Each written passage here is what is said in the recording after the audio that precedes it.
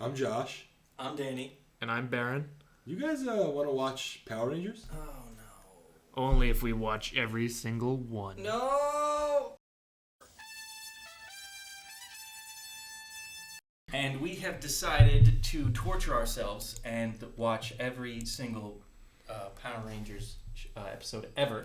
We started with Day of the Dumpster, episode 1 of It's the Mighty first Morphin, episode. released officially in August 28th, 1993, viewed by us in the future. And boy howdy does it start off with a bang. It's just two astronauts on the moon with no explanation. No, Rita Repulsa. Well, no. They see a thing and they say it looks like a giant space dumpster. You see a circular container. Yeah. Oh, it's gotta be a space dumpster. What is a space dumpster? And immediately, they just die, right? They run away. She has to have they killed run away? Yes, so they open it they up, get away. They touch the gem that's on it, and they go, oh, fuck. And the bad guys jump out, hamming it up to 11. Right. Which is amazing. There's, what are the names? It's Babu, and Finster, and Squat. And so, they just run away. They go, random guys. I think she kills them. I would not. There's no reference to who these guys are or why they're with her. No. They're just her children. Yeah, she probably made them out of clay or something. No. The little blue elf man in the apron makes stuff up. That's Finster. Yeah. But yeah. So we watched the episode. Boy, with nostalgia glasses. We grew up watching it, and it was. You grew up watching it.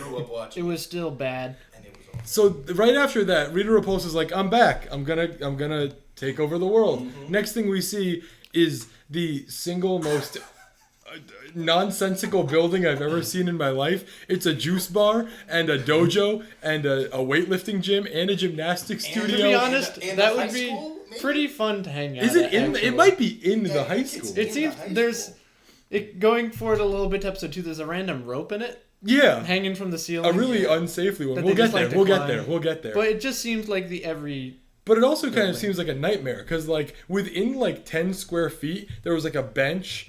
A gymnastics bar. There's a balance bar right next to next to the karate class. She's doing a backflip about 5 inches away from people who are trying to concentrate. Yep. And it's a juice bar. Yep. And this is where we're introduced to the 5 main characters. Yep. Jason, Zach, Billy, Kimberly, and Trini. Which, how do you spell Trini? Trini.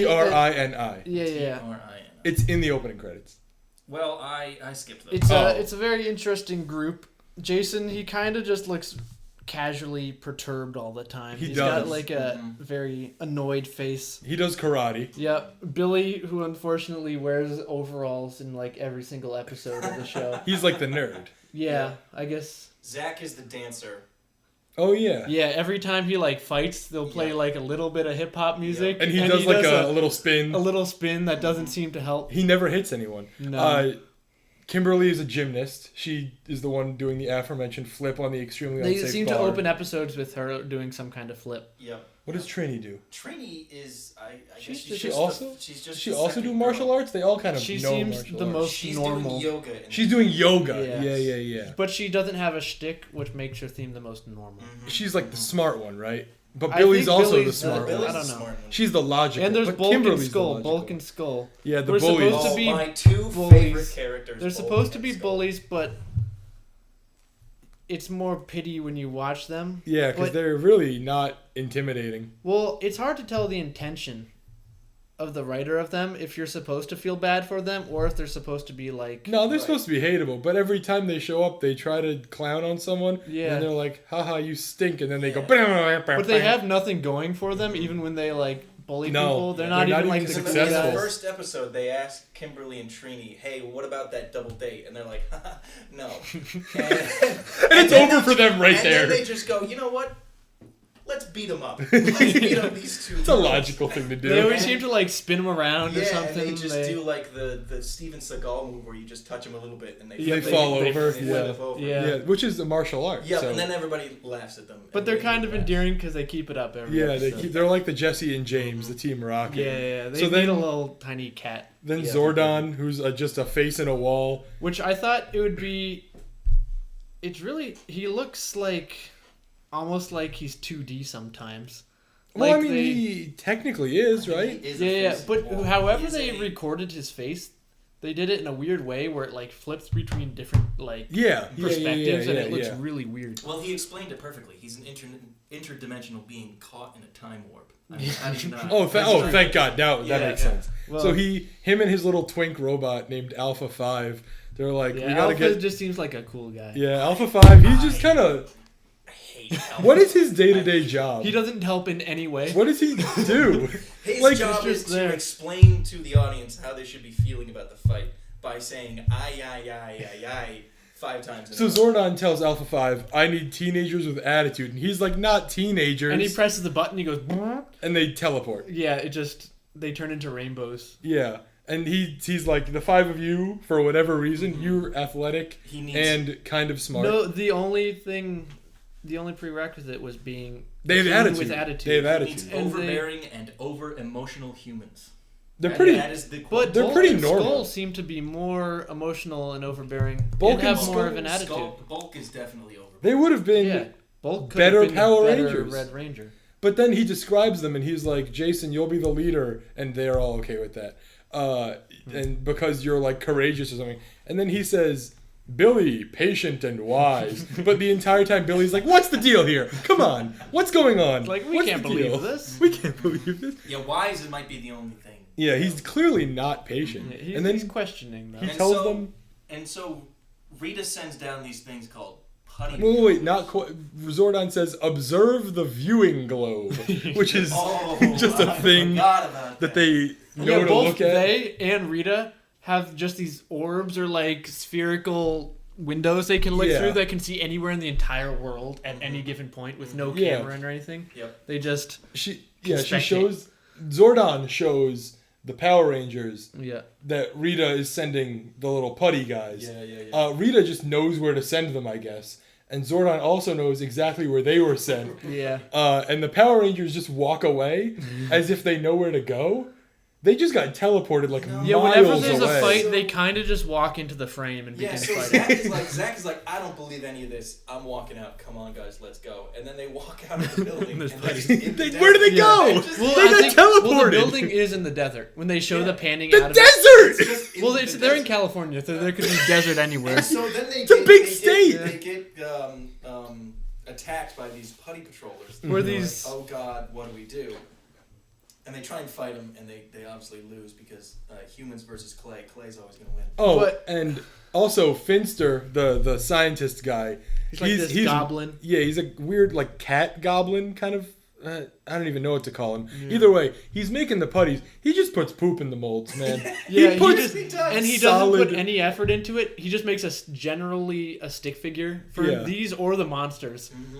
Presses it and says, boom, the final easy bake oven. Puts them into a huge vacuum, and then it spits them out. Yep. And Rita's like, finally, this will defeat. There's a moment right in either the beginning or the middle of the fight. They're like fighting the putties, and Rita Repulsa from wherever she is points her like magic staff and fires a giant explosion at them, and it misses about 5 feet to the right. But if she hit them, the show's over. Yeah, still the precision. Bulk would have got hit by that. Shooting from the moon like 5 feet away, she could have just kept trying and she would have annihilated. It was a really good shot. It was just she eyeballed it. No scope. Yeah. And then so the Power Rangers are like, all right, well let's try out this thing that Zordon. He gives them these the belts, the Morphin belts, mm-hmm. and they got to yell out their dinosaurs: the T-Rex, the pterodactyl, the Triceratops, the Mastodon, and the Saber-tooth, which are not dinosaurs. Most of them aren't. Ancient beings. Aren't pterodactyls also is not a dinosaurs? dinosaur. Mastodon is not a dinosaur. And there's only 2 dinosaurs. Well, they're Zords, okay?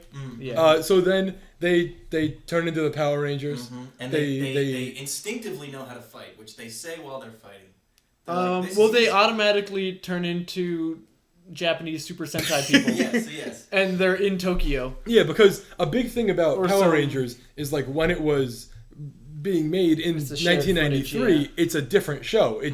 They took clips of a Japanese show, chopped up all the action scenes, made like teen drama around that, Wow, I did not. You didn't know that? The crazy thing is that they still do it, is what I learned. Which is a great... It's 2022. I mean, it's 2 shows for the price of 1. It's a great... It's 1 show for the price of 2. Huh? It's 2 shows for the price of 2. I guess. It's 2 shows for the price of 1.5. Yeah, that's bad. Your math was way off. But they still do it. I saw someone post a graph online in the 2 minutes of research cool, I did that they still chop up the Japanese yeah, so when they're Super fighting, Sentai. their heads are moving like crazy and they're emoting physically, and then they just dub these flat lines. Yeah, the Yellow Ranger is a man. And Billy gets into his... So the one of the bad guys, Goldar, comes down. Yep. And he's with his putty. He fights him for a little bit as normal. And he's pretty good. Mm-hmm. So then they call upon their Zords, the big mechs. And Rita makes he gets big. Yeah, she shoots him wand down. Well, she throws that perfectly. Again! Perfect shot. So she proved she could have hit them with a blast. It was intimidation. Not a wand, that's a staff. Right. Yeah, that's true. Big wand. It says here, magic wand on the wiki. I know it does, but I mean... What is a staff but a big wand? Also, Goldar... What if it was a wand that she made grow? Next episodes, he's probably the most intimidating monster you'll get. He looks pretty cool. He's actually kind of blue lion. He's kind of like the flying monkeys from Wizard of Oz. He does have the same face with gold armor. He's kind of scary. Gold armor, gold armor, gold armor, gold armor, gold armor. His name is Goldar. But Rita makes him really big, so they have to summon the Zords. Mm-hmm. So they do that, and one of the Zords, I think it's the saber-toothed tiger, it's in Antarctica. Yeah, no, when they wake up, that's probably the coolest shot, though. When the T-Rex is going up and it's this red fog and you hear the roar, it's awesome. How fast can they move? They just create a new landscape. No, I think they keep them around the globe and teleport them. And they teleport them. For some reason, it's the only logical explanation. That is the only logical. But we do get a shot of all 5 Zords. The pterodactyl jumps out of a volcano. Yeah, volcano. Like an active one. An always active volcano. Yeah. And I'm just thinking to myself, there's just an active volcano next to these kids down. Important lore. I think it's around... they have access to some incredible technology, Zordon and Alpha, but they use it for a inane thing. And so all 5 of the Zords come out of their different habitats. I think one's in the jungle, right? Is that the... I don't know. One of them's in a glacier. One of them's in, I think, the jungle. One comes out of a volcano. The T-Rex emerges from a chasm in the earth. I don't remember where the... Triceratops is in, the desert or something. And all 5 of them run together, implying that they are physically moving there at, the speed of light. And then they win. Yeah, they don't show teleport. They just show together. running. They go, let's all combine together. And they know how everything works perfectly. Everything works. So there's got to be some kind of brain. Mm-hmm. Yeah. Mm-hmm. And Goldar's this isn't over. I'll be back, and then he leaves. No, so he's fighting them pretty good. They turn into the Megazord. Yeah. Right. Yes. And they're punching them, and they're like, man, this isn't doing anything. And then they go, all right, let's try this. Power Sword. And the Power Sword comes they know. Power Sword comes down, and Goldar's like, oh, fuck that. I'm done. Jason, the Red Ranger, he knows about it. No one told him about the Power Sword. He's like, Power Sword. Yeah, Zordon doesn't... Zordon he doesn't tell can speak to them through either the machines or their helmets or just God. He just know. What if Zordon doesn't know about the Power Sword? It just drops out of the sky too. It wasn't enough that the Zords came from different points on Earth. The Power Sword comes from God. It comes from space. That's Rita Repulsa through the Power Sword. Either it's teleported or they have some satellite with the Power Sword. Zordon has the Justice League. He's been waiting all these years. It's now's the time. That and it works would be perfectly. awesome. Sleeping up there. Oh fuck! He throws it. He misses. Goes to Mars. So yeah, they beat him, and that's that. And it just kind of Zordon. Rita classically, as I believe will always happen whenever the bad guys lose, she just verbally abuses her staff. Oh yeah. Just you stink. And they're all covering their heads and hiding. Who knows why they still work? Also, were they this bad before? Is that why they got locked in the space dumpster? They were imprisoned with her for 10,000 years. At some point, she goes, out of all the bad guys in the universe, I gotta be stuck with you for. She knows she's bad. She keeps them around, or they're either on the payroll or they just love her. Yeah. Or they're her kids. Mm-hmm. Or all three. Yeah, or there's some kind of Stockholm syndrome going on. Yeah. And so they stick around after beating every episode. Yeah, or so we assume. Maybe they turn on her at one point. Yeah, so Zordon brings them all back. He says, "You guys are the Power Rangers now. There are 3 rules you have to follow as the Power Rangers. Never use your power for personal gain. Never escalate unless Rita forces you to escalate. And always keep a secret identity." Surely these rules will not be broken. One gets broken in episode 3. We'll get there. We'll get there. Yes. And so they're all like, okay, yeah, sure, except for Kimberly, who just goes, you know what? No, this mask is messing up my hair. Oh God, I think I hate Kimberly. Yeah. I really think I hate Kimberly. Which then in episode 2. Right, we'll get there. Hey, we're not there yet. We're not there yet. A natural break. A natural break, Dan. And then we resume.